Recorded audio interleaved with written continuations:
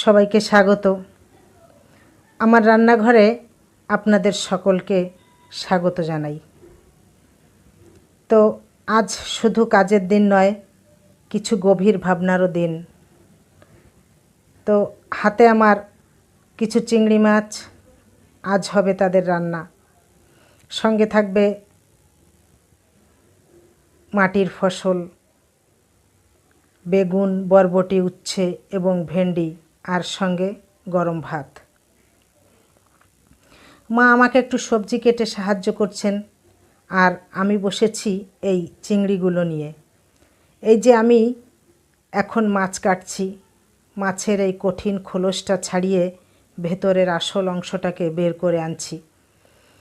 আসলে এই কাজ করতে করতেই আমার মনে জাগে এক চিরন্তন প্রশ্ন, উত্থান আর পতন।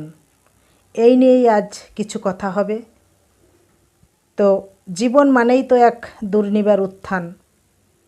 যেমন এই চিংড়ির খোলস ছাড়িয়ে রূপালি মাংসল অংশটা বেরিয়ে আসছে, তেমনি আমরাও তো জীবনের প্রথম আলোয় নিজেদের ভেতরের সম্ভাবনাকে মুক্ত করি।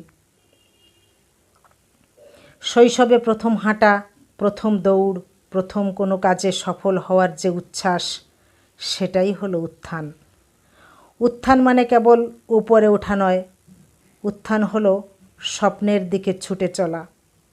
যখন আমাদের সকল পরিশ্রম ফল দেয়, যখন আকাশকে মনে হয় হাতের মুঠোয়, তখন আমরা আনন্দে উজ্জ্বল হয়ে উঠি। ঠিক যেমন এই চিংড়ি মাছটা এখন পরিষ্কার হয়ে কড়াইতে গিয়ে তার সেরা রূপটি দেখানোর জন্য প্রস্তুত। তখন মনে হয় সব বাধা পেরিয়ে যাওয়া যায়। পৃথিবী আমাদেরই পথে চলে। উত্থান হলো আমাদের হৃদয়ের সেই তেজ, যা আলো ঝলমলে করে আমাদের চারপাশ। তো